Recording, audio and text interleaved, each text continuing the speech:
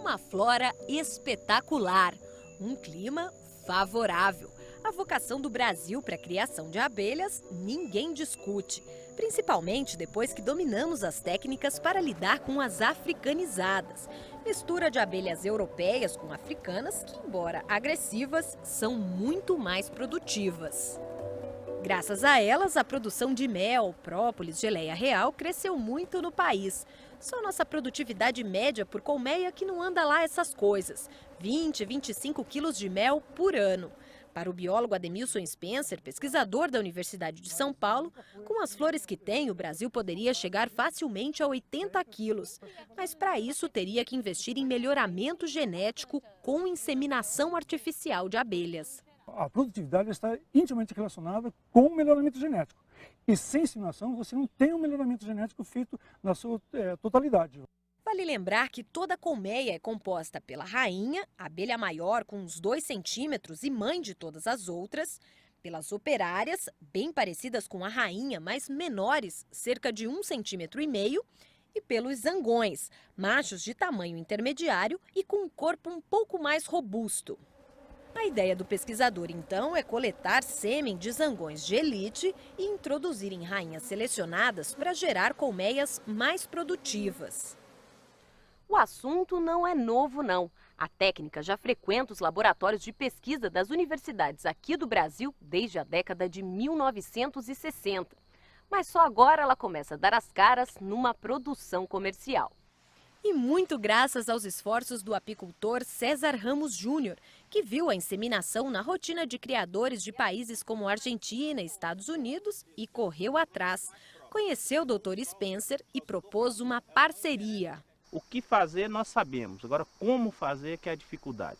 Então essa parceria que a gente tem com os pesquisadores da USP é isso, colocar a pesquisa na prática. O acordo firmado entre o apicultor e a universidade vai até 2015. O zootecnista colombiano Omar Martínez, doutorando da USP, coordena os experimentos. O que a gente tenta fazer? Criar um programa de melhoramento genético e fazer parcerias com produtores para poder levar esse material, essa tecnologia no campo. O negócio principal do César é a produção de uma própolis rara e com propriedades medicinais, a própolis verde. O apicultor conta hoje com 3.000 colmeias para abastecer sua empresa, que fica no município de Bambuí, em Minas Gerais. Nesta região, as abelhas encontram o alecrim do campo, planta que fornece a resina que elas usam para fazer essa própolis, que é muito valorizada no mercado internacional. A abelha coleta essa resina das plantas e acrescenta cera, né, e parte da sua saliva, fazendo a composição final da própolis, né, que são essas paredes aqui nas frestas. Tudo é própolis. Isso aqui tudo é própolis, para proteger a colmeia. O trabalho de pesquisa aqui vai ser todo voltado para a produção de própolis verde, mas poderia ser para diminuir a agressividade das abelhas, melhorar a sanidade das colmeias, a produção de mel. A seleção genética é feita de acordo com o interesse do apicultor. Para dar início ao programa, César e Omar escolheram as 50 caixas mais produtivas da empresa. A nossa produção média anual é por volta de 1,5 kg a 2 kg de própolis por colmeia ano, né? E dentro do nosso grupo, algumas se destacam. Chegam a produzir aí 3 kg, 4 kg, tem algumas que chegam até 6 kg de própolis por ano. E é isso que vocês estão buscando? Isso que nós estamos buscando. No processo de seleção não é só a produtividade que conta. Eles observam também outras qualidades importantes, como a resistência a pragas e doenças. O pesquisador recolhe exemplares das caixas escolhidas para avaliar no laboratório a incidência de parasitas, especialmente a varroa, ácaro que suga a hemolinfa, o sangue das abelhas. Agora, por exemplo, Omar está fazendo um teste para avaliar o comportamento higiênico desta colmeia. Para isso, delimita uma área e mata 100 crias na fase de pupa. Então preciso ir um por um, estou matando o material que está ao interior de cada célula. O que se espera de uma boa colmeia é que no dia seguinte toda essa área esteja limpa.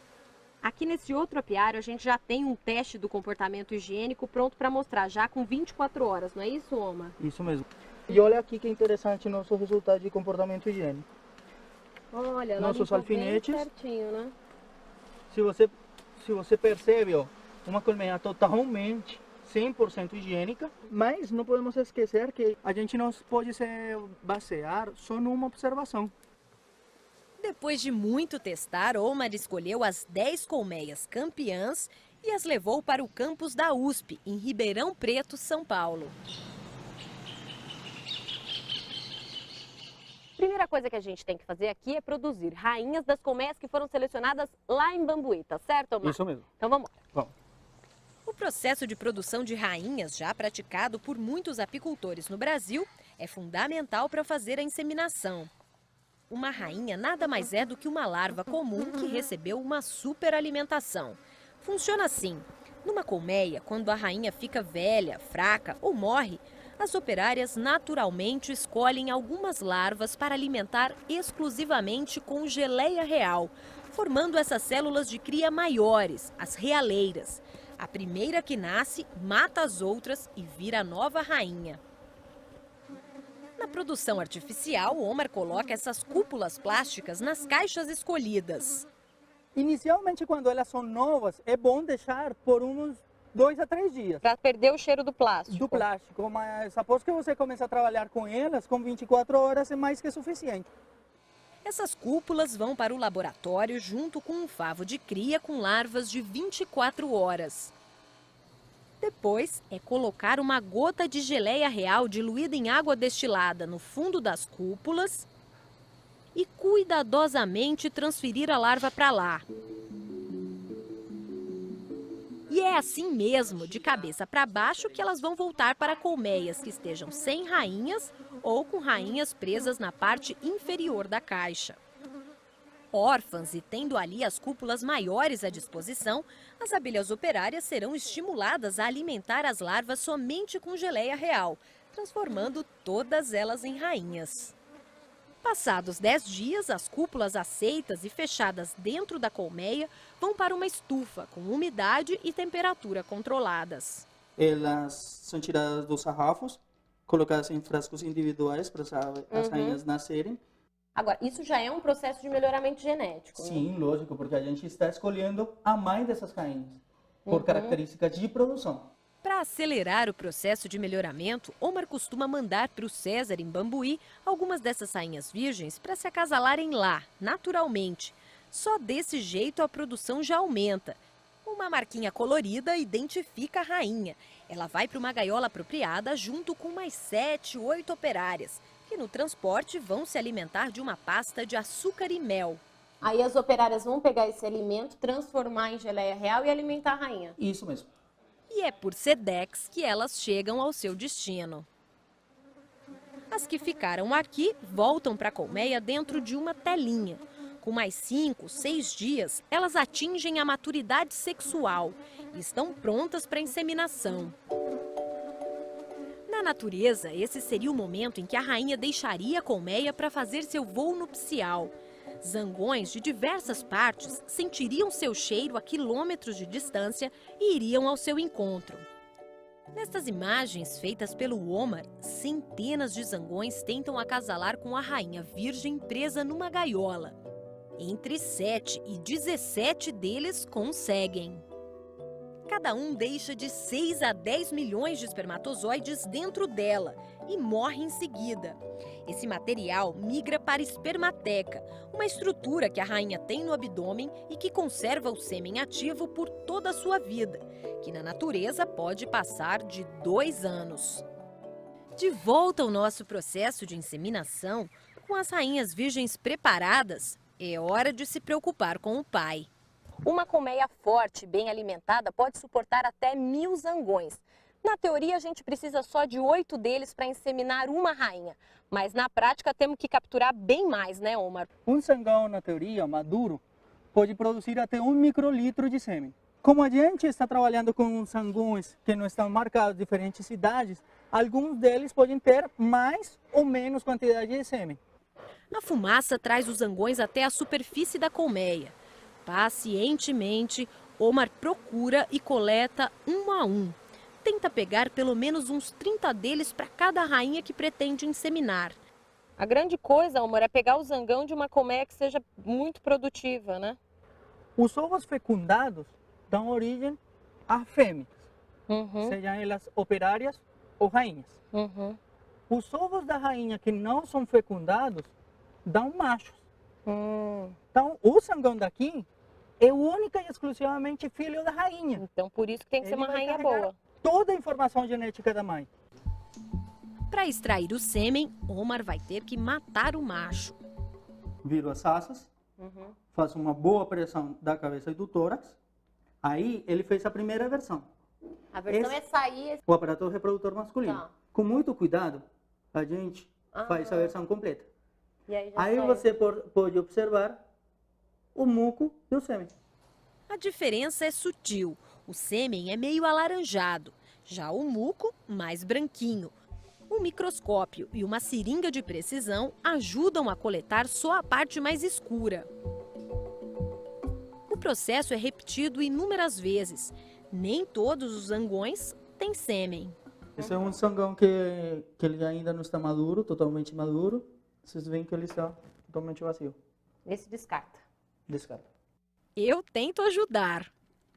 E vai segurar as perninhas. Só as perninhas. Só calma. Só olha o meu dedão aqui por cima. Com essa mão, vai levar as asas para trás. Ó. Vai deixar assim, calma. Duas para lá e duas para cá. Ah, meu Deus. Falta uma asa só. E uma perna. Isso. Vai fazer uma pressão na cabeça e no tórax. Esmaga. Esmaga, faz força. Ih, mas o meu já Isso saiu que com dá sangue. na mão de uma mulher.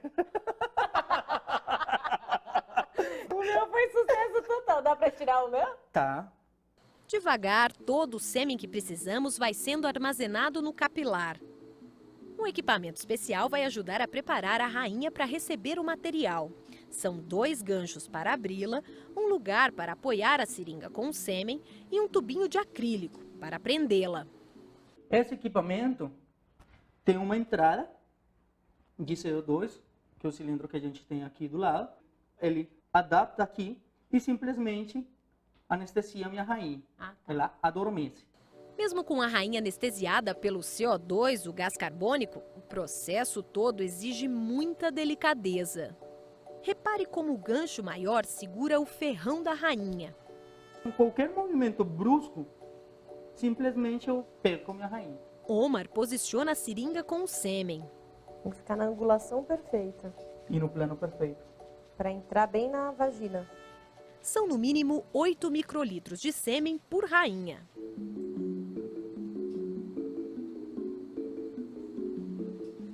Vamos, com cuidado, remover a agulha.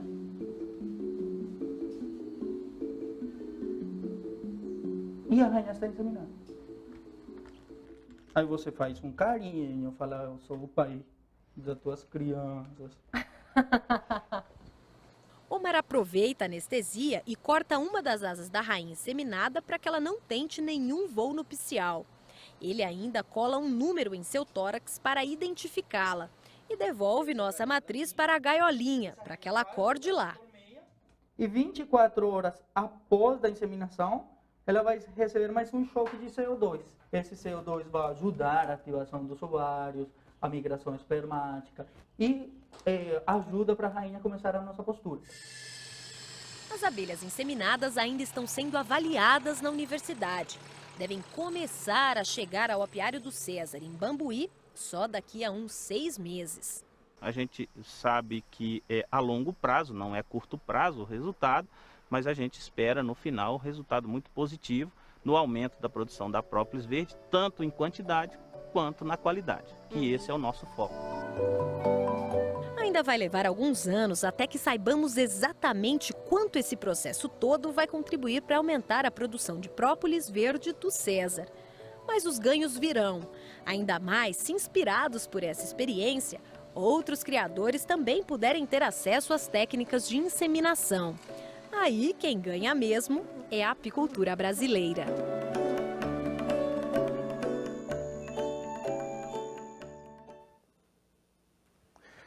Você viu aí que para fazer a inseminação são necessários equipamentos especiais e profissionais treinados.